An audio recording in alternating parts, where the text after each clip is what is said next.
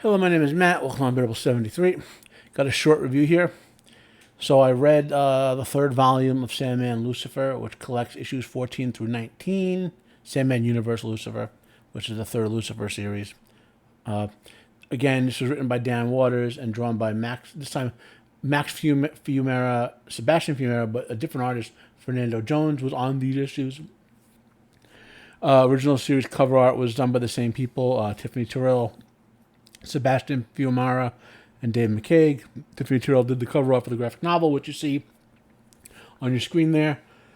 Steve Wans did the lettering for the series, and coloring was done by Dave McCaig and Dee Cunniffe. Okay, so the title of this arc in the collection is The Wild Hunt. The Wild Hunt, in one form or another, if I recall correctly, has appeared in DC over the years. In this arc, like anything else in the Sandman universe setup, it turned into something that is more representative of metaphysical forces and events that are intrinsic to reality than just a bunch of, gods hunting someone. Although that's kind of how it worked out.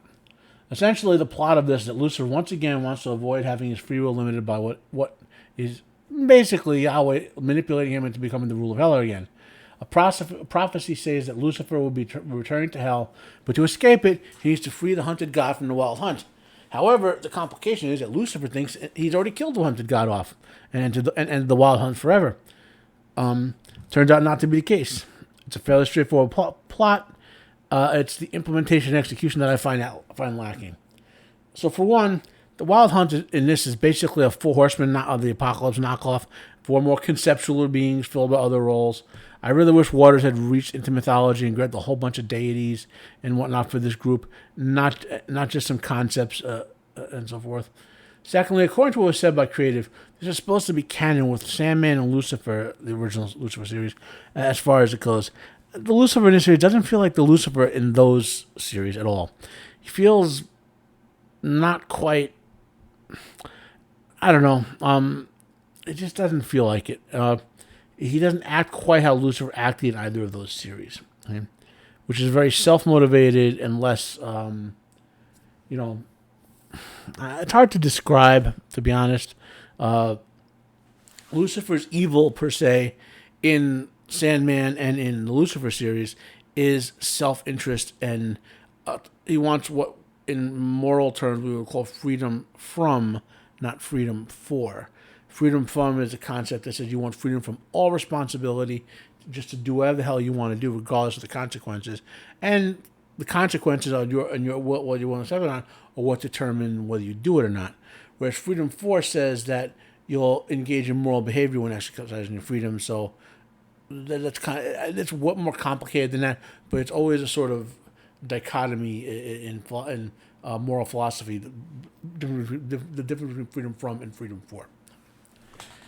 Also, I've always liked Vertigo Odin. He's much closer to how mythological or religious Odin is rather than regular DC Odin or Marvel Odin, or Odin from most other comic series. Just so you're aware, Odin's name literally means the fury, as in the fury of battle. He's a berserker. He's not the nicest of gods. He's not so much good as he's aligned against destructive chaos. Okay, Odin. If there's no other options, if it's like everything's going to be destroyed, you really want Odin on your side. But if you don't have to face total destruction, you don't want Odin around. That's the type of god he is. Okay? Oh, at least in mythological and religious terms. I did like the character that the hunted god manifested as. I can't remember her name right now, but she's a really cool character. Okay?